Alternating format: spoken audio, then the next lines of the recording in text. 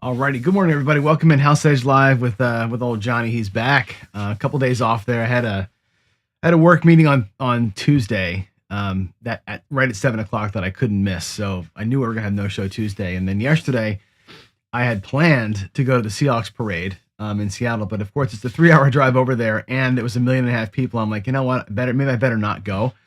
I didn't go, but I still slept in, so I took a day off because I just kind of need it sometimes. Anyway, let's get to it here. We're doing the ABCs, and I want to talk to you guys a little bit about this. So maybe in chat, kind of as people start to wake up and come on in here, and I guess use the comments after the videos as well. I'm thinking about expanding the series. Now it's obviously it's a lot of work to put these kind of shows together because this is more teaching education type stuff, right? The ABCs of gambling. But I was thinking about like this pattern of going through the alphabet's kind of cool.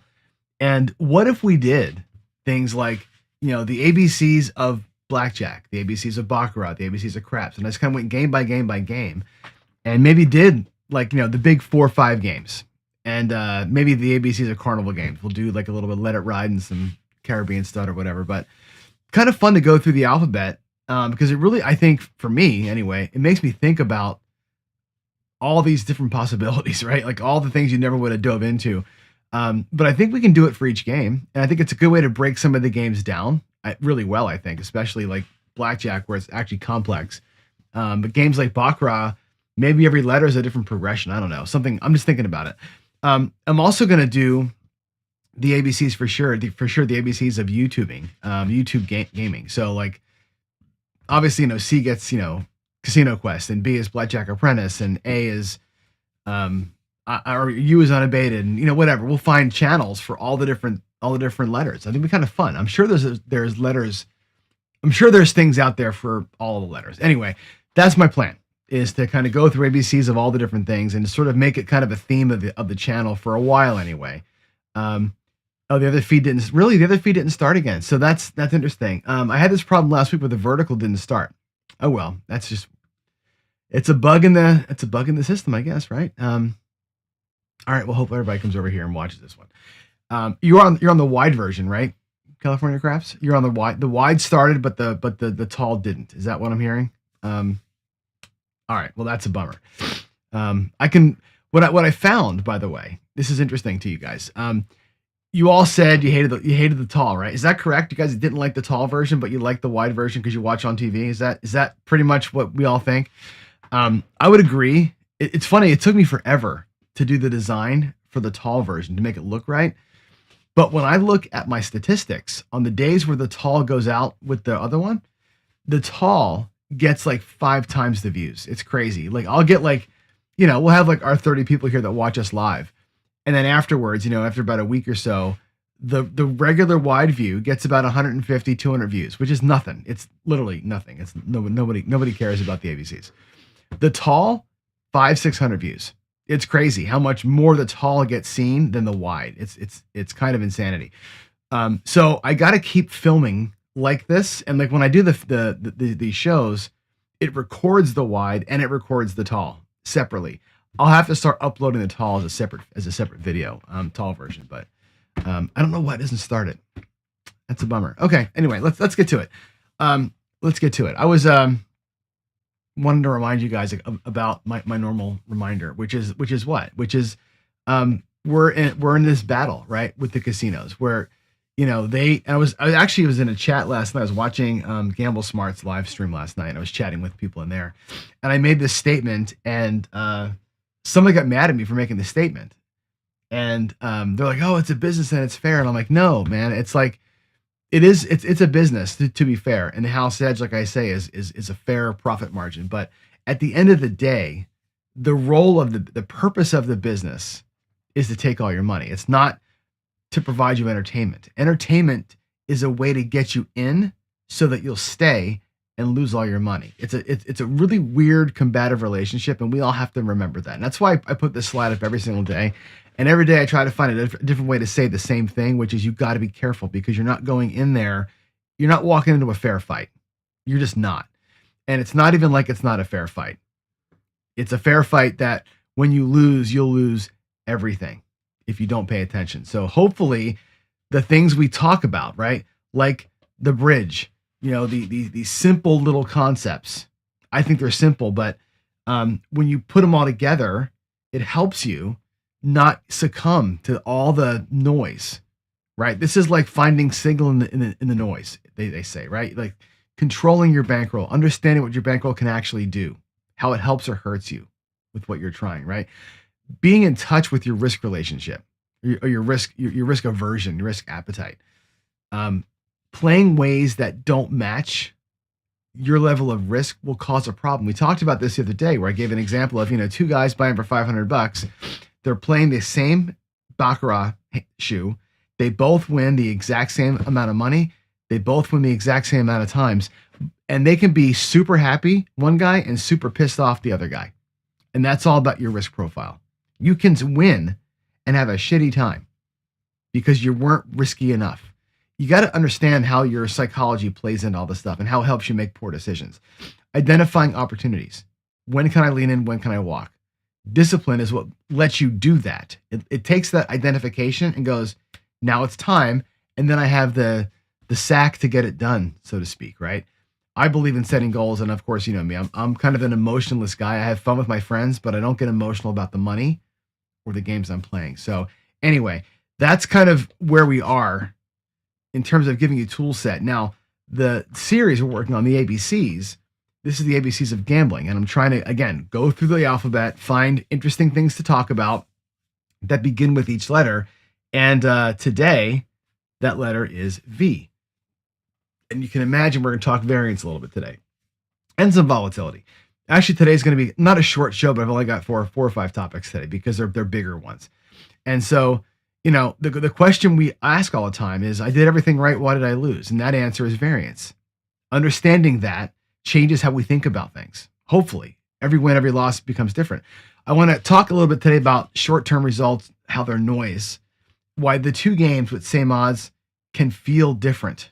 That's going to get us into volatility. And where video poker, of course, is one of the best bets. And video poker is such an undervalued game. I think a lot of us walk past it. And frankly, for me, actually, I walk past it quite a bit because I just have this sort of a love-hate relationship with slots. When I go to Palace, which is my favorite casino, there's video poker everywhere. There's got to be 100 machines in that casino. I should play it more often. The more I teach on this, the more I go, I should go back and play. Anyway, let's talk about variance, which is one of my favorite topics. And I use variance to talk about trends a lot. I kind of talk about those two, not interchangeably, but I use variance as a way to kind of explain what we see. And here's the thing, and I mentioned this earlier, what really sucks is that you can do everything right. You can play blackjack and have the perfect positive progression and a perfect negative progression. You can go, I've seen people do a D'Alembert, a little lost ladder along with the 1, 3, 2, 4, and everything is, you got the perfect system, right? And you get your ass kicked anyway. And it's not because luck is fake, right? It's because of variance. You didn't do anything wrong. You played perfect strategy, the perfect betting pattern, and you still lose. It just is what it is. And it explains when things go south, and it explains when things go great too. It's actually a mathematical term for how far your results deviate from what's expected. Like we expect out of 36 dice rolls, you expect 6 7s. That's never going to happen in 36 rolls. It happens, but I mean, it's rare when it's perfect like that. So when it's not perfect, it's variance. It's how far astray did we go? This last 36 rolls, we see 1 7. I threw a 56 roller last year, and I had 2 7s the entire time. That's extreme variance. That's what that means. It's how far away from where we are, from where we should be. I'll give you some good numbers. Like and I use a lot of the same examples, but this is important, right? You play blackjack, it's got a 0.5% edge. We know this, right? So betting $25 a hand for 100 hands, you put up $2,500 in action. So the math says you should lose about $1,250. That's average. That's what you expect. But what actually happens on a given night? This is where we get into a thing called standard deviation. And standard deviation in math is just a fancy way of saying how wide is the range of results. And I think a good visual for that is picture a target. like you're shooting a bow and arrow to a target, right?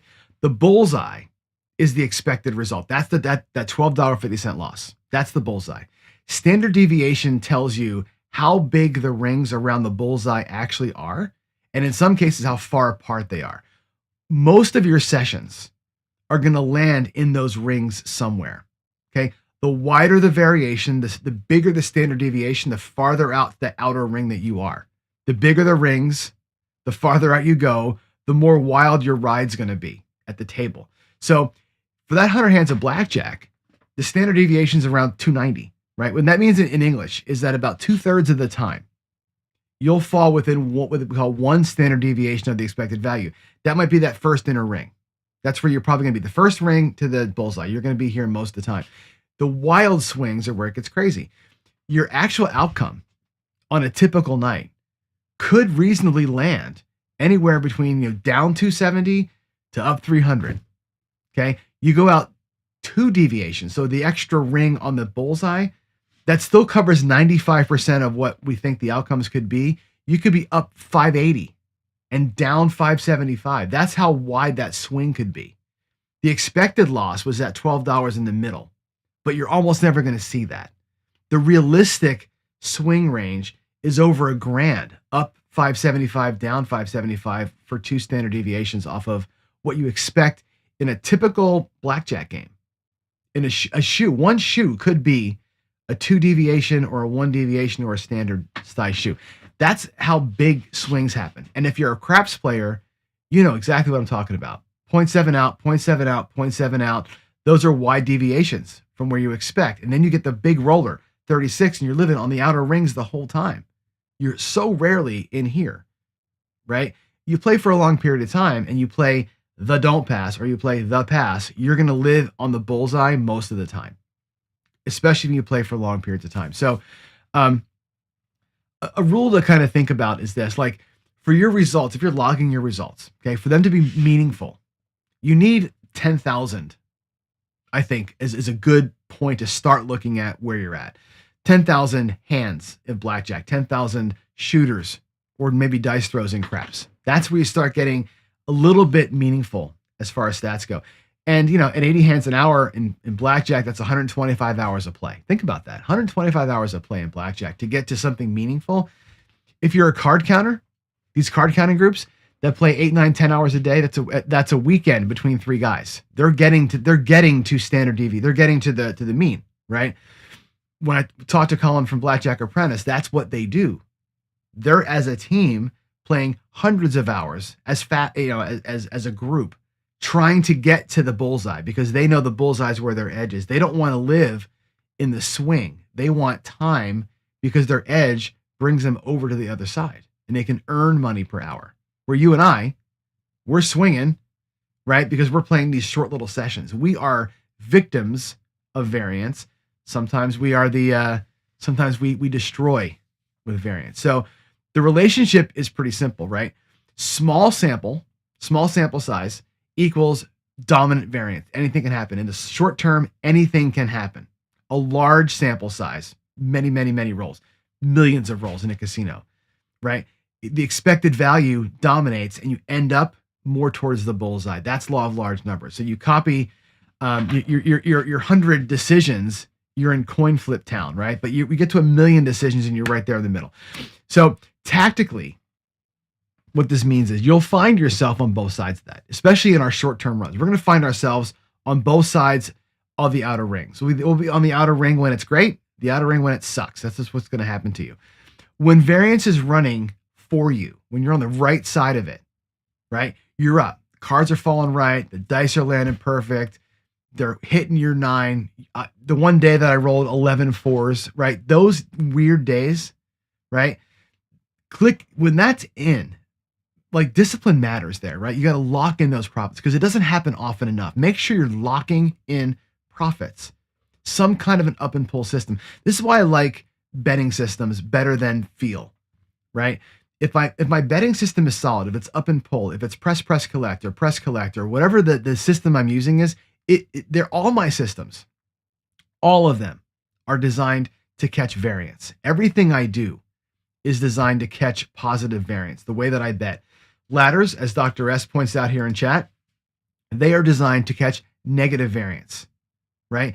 A ladder, as he says, makes the bullseye bigger because you're playing into the negative side of that thing. And that's how these things work, okay? When you're in the positive side, use an up and pull type of system. Get money off the table. Consistently collect. Raise the floor, as they say. Variance gives you a gift once in a while. You can't hand it back by just going for the jugular every single time because it will correct. Eventually, that variant that you're in will become it'll go back to the mean and come out and be a negative variant. When it's running against you, and it will, your job is survival. Okay. I'm going to say the words don't chase. Don't increase your bets by trying to dig out of the hole. And what I mean by that is this. If you're playing a system, negative progression, like a ladder, like a Marty, God forbid, right? Things like that that are designed mathematically to pull you out of the hole when it's going bad, because you're going to swing negatively with your bets high. You're going to swing positively as your bets come back down. They're designed for that. I'm talking about don't chase with, oh shit, I'm down. I better start going to blacks to get some of this back. That's the chase mentality. We can't have that. We cannot have that mentality. If you're going to pre-plan and have the bankroll to do a ladder, fine. Go with God. I hope it works out for you. I can't play that way. My bankroll doesn't let me do it, and I know that. Okay? The single fastest way to turn a bad session into a catastrophe is to chase loss without any kind of a plan. Okay? If anything, you should drop your bet size. If you're feeling like that, go down to table minimum and ride that shit out until it's time, and then maybe catch a big variant and roll through it and make it back that way. But do not chase. Do not chase. The players who last are the ones who treat a hot streak like borrowed money and a cold streak like bad weather. You don't control it, either one of those things. You can only control how you respond to it. And I think the most important protection you have of all of it is your bankroll size. And of course, with that, your bet size. If your bankroll can't absorb the big bad deviation swings that we just talked about, you're not playing the game is playing you. Okay. So I want you to figure out ways to size your bankroll in ways to survive the drought. And when the variance becomes something you can ride, you have enough money to ride it before you get drowned. That's just an important piece of it. Bankroll is so big because variance, again, when it swings south, you're going to have to survive. And that's just again, part of the math and part of the experience. So I hope that explanation of it makes a lot of sense, because I think it's a misunderstood concept, but it's the reality. We all live in reality. Every shoe on a blackjack table is its own variance from the bullseye. Every shoe. Every shooter in craps is going to be a variant from expectation. They are not all going to shoot 8.5 rolls. It's not going to happen. You got to make sure you got a plan for when it's not good and when for it is good, that you can kind of swing in here and make those outer rings less a part of your life because of the way you manage your bankroll. And that's my talk on variance. All right, let's go to the next one here. And the next one is going to be the volatility index. The RTP, we talk about this all the time, right? The RTP tells you where the math is going to take you over time.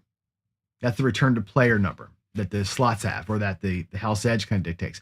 Volatility tells you what the ride's going to be like while you're getting to that return to player or that house edge. And the best way to understand it, I think, is let's compare some games we know, okay?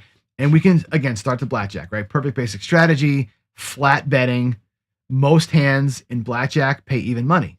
Most of them aren't blackjacks, and most of them aren't surrenders. You're going to win even or lose even money most of the time. You win some, you lose some. The results stay in this kind of a narrow sort of band. That's a low volatility game, okay? If you just flat bet it out, your bankroll will grind down slowly at the rate of the house edge. It's a smooth, boring ride to zero. It's just the way it's going to be. That's the point, okay? If your goal is max time at the table and a controlled, pretty predictable experience, a low volatility game like blackjack is going to be your friend. You can look at craps similarly. The pass line or the don't pass, both of those very similar to blackjack, especially when you put some odds on there. Very low volatility, close to even money. You get paid 1-to-1. Again, you can ride the house edge to zero slower than everybody else does. Okay. But craps lets you layer your bets. You can start placing numbers. You can start pressing, and the payouts aren't 1-to-1. You're getting 7-to-6 on the 6 and 8. You're getting, 9-to-5 on the 4 and 10, or 2-to-1 when you buy it. You're getting, you follow what I'm saying? The bets pay more. They're not coin flips. It's not 1-to-1. Now, that does mean you lose them more often, but when you win them, you win plus a little bit of juice. And how you use the juice, the excess when you win, can really talk to how you ride out that volatility swing. When a shooter gets hot, the numbers are hitting, the money stacks pretty quick. When the 7 comes early, of course, you lose multiple things at the same time, which increases volatility. Blackjack, you're losing your bet. In craps, on a 7, you might lose 9 bets. By the way, all the same size as a blackjack player. It's funny. Side note here, I'll walk around the casino and I'll not want to play $25 blackjack. I like to have a regression. I like to have a regression possibility. I won't play $25 blackjack, but I'll play 160 across in craps, right? I'll put 160 out there against you as the shooter, but I don't want to do the $25 in craps, right? It's a mental block we get sometimes, right? Anyway, roulette pushes it further even, right? A straight up number pays 35-to-1. Not 1-to-1. You can sit there for 50 spins, watch your bankroll go to 0, right? And then one hit gives you all back, maybe plus some. High volatility. It's built right into the pay table. The distance between the usual result, which is where you lose, and the occasional bang is enormous, right? Where blackjack, it's kind of like this. Roulette, it's kind of like lose, bang. And that's volatility. That's not variance, it's volatility. Of course, then you have slots, right? And slots live at the extreme end of that spectrum, right? Especially the modern games with the bonus rounds and the multipliers and all that. You might spend 200 times and win nothing. Most of the time, probably win nothing, right? And then you trigger some bonus that wins you 500 times your bet, or you win the progressive or something, right? The hit frequency, very, very low. The payout concentration, very, very high. And the swings in slots are huge, and it's by design, right? The casino, I think, knows that a lot of people are playing for the moment. They want the big thing to happen, right? So what does it mean to you, right? Both sides of that spectrum come with big trade-offs, right? Low volatility games like blackjack protect your bankroll. You get more playing time, you can earn more comps, you get more free drinks, right? It's predictable. There's a lot less gut punches. You don't typically lose every hand in a shoe. If you just played flat betted a shoe, most of the time you're going to be up or down a unit if you flat betted a shoe. Most of the time, it's the way it works out, right? The downside to that, though, is you feel like you're bleeding out slow. It's like death by a million paper cuts, right? And you're not losing big, but you're rarely winning big either. You can't win big flat betting a 50-50 game. You just can't, right? You cannot win big. Let me say it again. You cannot win big by flat betting a 50-50 game. You just can't do it. You can bet red and black for 1 unit all day long, and you're just going to bleed out $5 on every one of those bets. Just the way that it works. Okay. After hours of playing, you might be down a couple of 2-3 units and feel like nothing happened except for the experience that you got, right? For some players, it's perfect. That's what they want, right?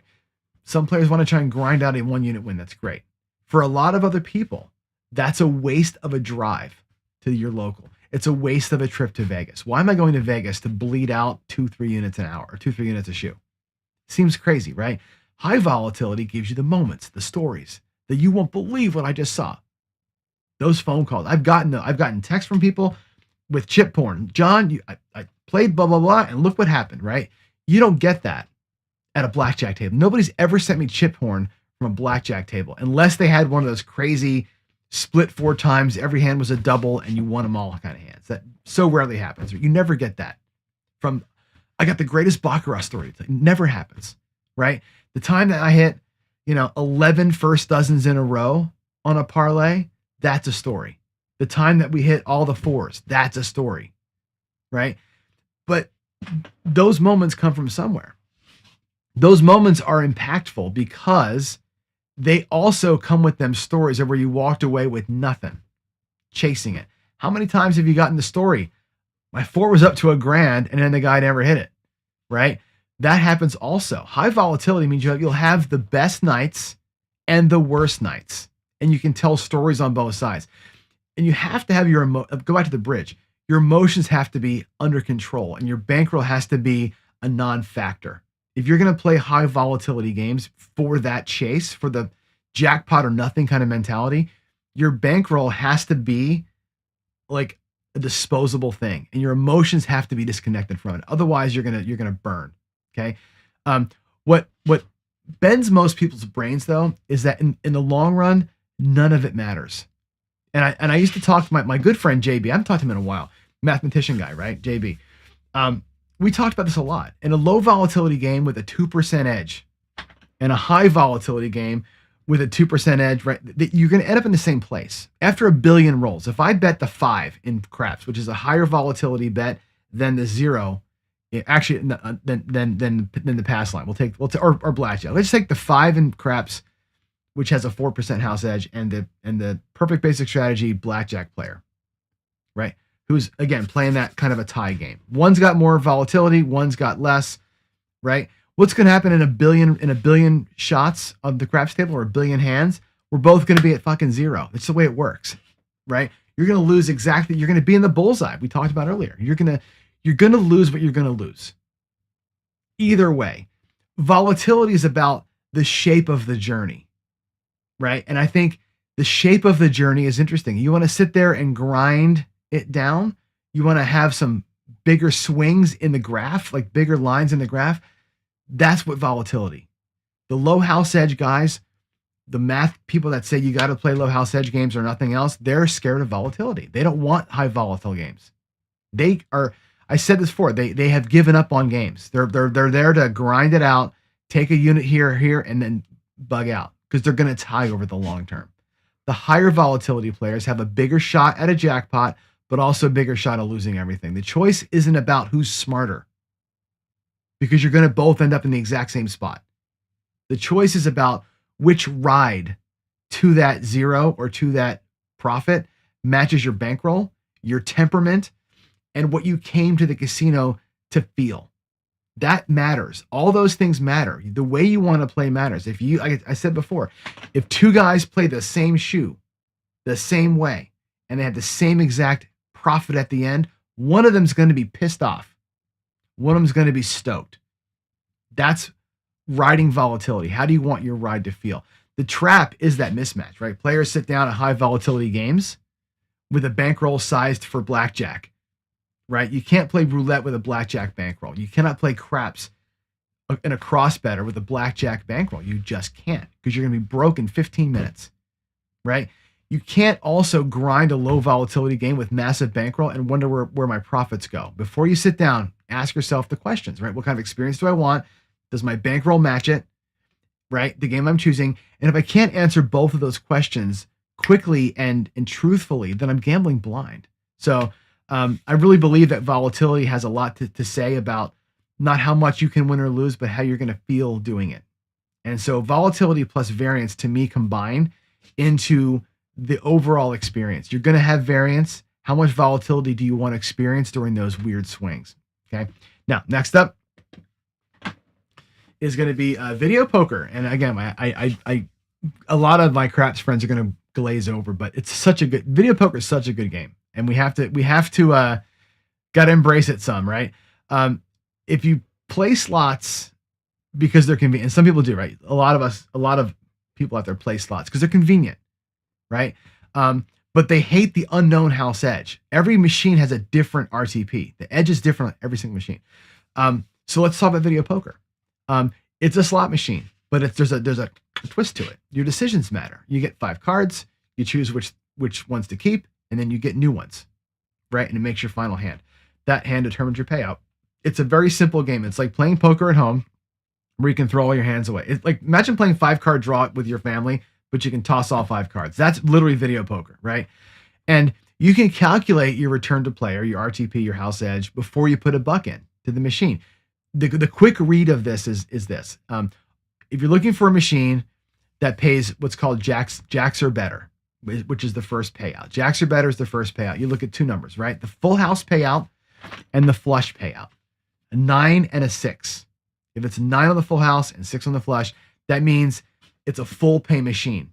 If you're playing what we call perfect video poker strategy, it's a 99.5% return to player. That's better than blackjack with basic strategy, or right about the same.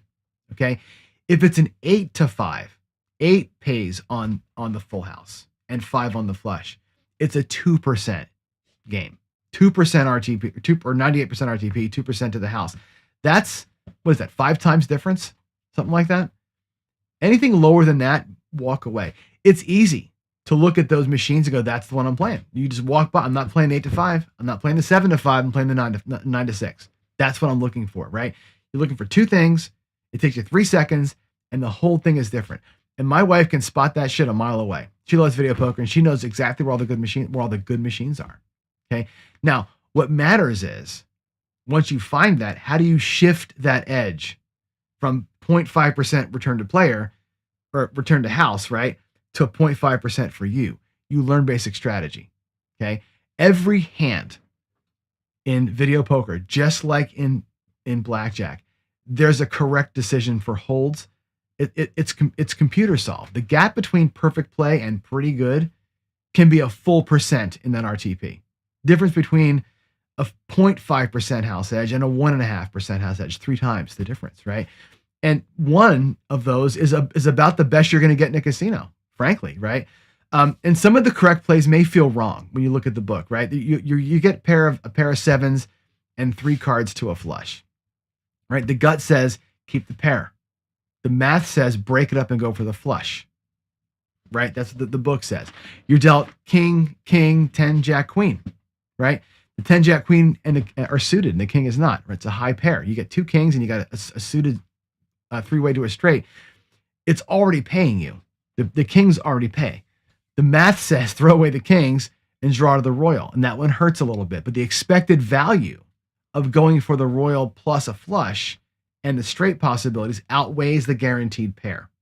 And you trust the math on some of these things. Every time you deviate because it feels right, or you just want to get that freaking 2 kings to pay me, you give money back, right? So where do you learn this? WizardofOdds.com has a great free strategy chart for every major video poker variant, right? There's also a book by Bob Dancer you can find on Amazon called Video Pokers for Winners. He's got a software trainer that's out there as well. You can just run the drills. When I get to video poker in the Nexus app, I'm going to build in training. I'm going to code the strategy into the app so you can train on basic strategy and always get it right. The other thing too with video poker is always play the max if you can afford it, right? If you can't afford max, you're on the wrong size machine. Go to the penny machine or the nickel machine or the dime machine. Don't play on the quarter or the dollar machine. Always play max. Why? Because the royal flush payout jumps disproportionately. At 5 coins, it's 250 to 1, right? At max bet, it's 4,000 to 1. It's a little different, right? Or 400 to 1. It goes up proportionately with the size of your bets. So when you get the royal with 1 unit versus getting the royal with max bet, the payout, not just the dollars. Again, think units, not dollars. It's a 4 to 1 difference. Okay. That again reduces that RTP down, that house edge number down if you're getting those, and you will get those, right? Again, if 5 coins at a dollar game is too much money for you per spin or per hand, go to a quarter machine. You can use denominations to work your bankroll, but always go max bet. And then stack your advantages, of course, right? The 99.5% base return means the house edge is a tiny bit, right? You layer on your player's card, right? And most slot clubs will return 0.1 to 0.3% cash back in free play. Well, guess what? The house edge went from 0.5. If you're getting 0.3% free play, you down to 2. You're almost playing for free, right? My wife is a master at this. Kathy's great at video poker anyway. She's lucky. And she works that machine. She's a positive EV even on losing days because she's earned so much in comps because she's basically playing a tie game. And again, she'll lose sometimes because of variance, but overall, she's beyond the tie because she's lowered the house edge down to nothing. Plus, she's getting the comps. That's the one time you get a little bit of juice, a little bit of an edge right there, right? It's not theory; it's real. I've watched it, right? And I'll give you a good example. On the cruise we went on to Alaska, right? We both earned the free cruise, right? I played crap, she played video poker. We played the exact same amount of hours. We go to the casino, honey. Off we go. Put a 4 or 5 hour session. I'm playing craps and I'm doing the thing. I'm 66 inside. I'm 96 across. I'm betting 160. I'm doing black chip horseman, right? I earned whatever, 2,200 points, whatever the hell it was. Got my free cruise, right? She's playing video poker in the corner there, right? And she actually won 750 the first night, played that 750 all the way through. I think she lost about $500 over the course of the 7-day cruise. I might have won $100 on craps, whatever. It doesn't matter. What the numbers don't matter. At the end of the day, she more than doubled me in points. She earned enough money, not for a free cruise, but for a free suite with a balcony. I got a free, porthole room. Same hours. She played a lower volatility game than I did. She was playing a 50-50 game the entire time. I was playing craps, a little bit bigger swings. And guess who got treated better? She did, right? It is a beatable machine, and it's hiding in plain sight. They look old, right? They look like they got fingerprint stains on the screen, right? They're not the flashy, full, floor to ceiling dragon, whatever machines. Trust me, this is a game you want to learn. If you want to be a real, honest to goodness, go there to win some money kind of a guy, video poker is a game you got to learn for sure. All right, last up, I think, is VIP programs. And I don't want to talk too much about this because this is not a driver for me, but for some people it really is. Every casino is trying to get you to sign up for their Players Club, right? The buffets, the room upgrades, the cashback, all the exclusive events, and it all sounds great, right? And again, the math on that doesn't always work out for you. There's a little bit, right? A typical VIP program will get you back about 0.1 to 0.5% of your action overall as comp play. You're putting $10,000 through the system, you're going to get back $50-$60 in perks on the average, right? Meanwhile, you're playing a house edge at 0.5% to 5%, depending on what game you're playing. For 10,000 in action, it's costing you $50 to $500 in expected loss. So it doesn't really work out mathematically for you. You get back a teeny tiny bit of what you're playing, right? The perks aren't free. It's a rebate on the loss. Think of it that way. It's a rebate on the loss, and it's not even a great rebate. And how you calculate that actual comp rate, we've been through this before when we talked about Theo. It's your average bet times the hands per hour or results per hour times the hours that you play times the house edge. That's your expected loss. Okay. Compare it to what they give you back. If you're a $25 blackjack player, putting in 4 hours, 80 hands an hour, $8,000 in action, 0.5% edge, your expected loss is 40. The casino might comp you a $30 buffet and call it generous. You paid 40, you got back 30. It's not a perk, 75% rebate. It does reduce your overall loss but you can't cash that in, right? It's money you're not spending at the buffet, but you can't cash it in unless you're getting free play. Where the programs become dangerous is when you're chasing status. I need to play another 5K this month to hit gold or platinum or 7-star. Or you're traveling. People I know travel to Vegas for the 10x multiplier weekend so they can become platinum. So you're going to put $1,000 on an airplane, unless you're using points, but you're going to pay to fly.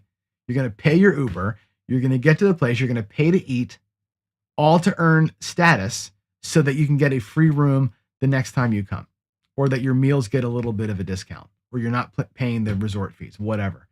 The gold tier might earn you $150, but you come in down $2,000 before you start playing. You're paying $2,000 for $150 room. Think about that, right? The right approach though is this: always swipe your card, right? You're generating the action anyway. You might as well get credit for it.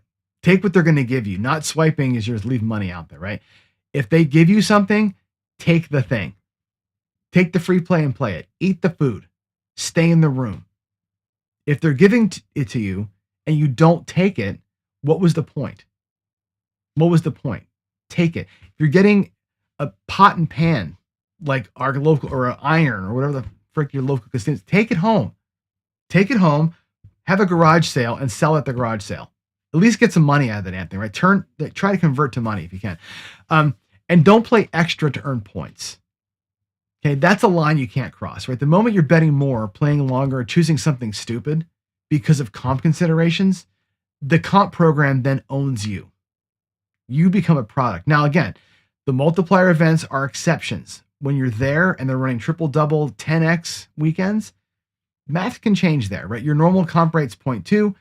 If they're giving you back 5x points, you're getting back 1 full percent, right? Low edge games like video poker, blackjack, they can really close the gap pretty quickly on that, right? That's a time to attack it, but I wouldn't make a trip for the purpose of attacking it. Does that make sense? So do the math on your actual comp rates. Most players never calculate it out. They don't know what they're really getting back versus what they're playing. So once you see the numbers, the free rune that you're chasing doesn't look so free anymore. So use them as the tool that they are. Passively swipe your card, take what comes, and use every bit of it. If you're getting a free room, use the room. If you're getting a meal, use the meal. You're getting gift, what do you call it? Gift store comps, buy a bunch of chapstick. Whatever it is, convert it. If you don't convert it, there was no point to it. And I think a lot of people forget to convert it or like to have tchotchkes. Oh, look at all the black and silver cards I got. Like, good for you. Like, are you using your comps? If you're not using your comps, it's a waste. That's why the free cruise thing is so fantastic, because you get your free cruise, you do your cruise, you get the free one, you monetize that. You turn it right back in again. And now instead of paying $1,000 a person for a cruise, you're eating for 7 days for free. Totally worth it. So remember, they return pennies on the dollar. So use them. Don't play extra to earn more, because they've already done the math on their side of it. All right. That, my friends, is the letter V. And what I hope we take away from this is that a couple of things. One, the gap between what you expect and what you experience, that's variance. And until you've put in huge sample sizes, 10,000 rolls or hands or whatever, variance dominates everything. We talk a lot about the short session versus the long session. The math guys they're looking at it, billions of rolls. You're looking at the 1 hour that you're there. You're right. The 1 hour that you're there, you are in a variant, and the swing of that variant is going to be way bigger that day that you're there versus the years that you've been playing all stacked up. Okay. That means your hot streak doesn't prove you're good. Your cold streak doesn't prove the game is rigged. Short-term results are noise that smooths out over the thousands. Okay. Your job is to protect your bankroll when you're in a drought and lock in profits when it's good. Volatility is the shape of that. Low volatility games get you there in a pretty straight line. High volatility games, it's like a drunk driver, man. You're all over the frickin' place. They both get to the same place, hopefully, the house edge. Pick the ride that matches your bankroll and your goals. Video poker is beatable. It's a machine hiding in plain sight. If you learn it, it's beatable. Trust. And VIP programs are there. Swipe your card, take the perks, take all of them and use them all. Monetize everything they give you. Otherwise, it was a complete waste of time. All right, next up, we'll do letter W. We'll talk about some winning frameworks. We'll get into Stanford Wong and some other hopefully super fun stuff. So yeah, hope that was a fun session today.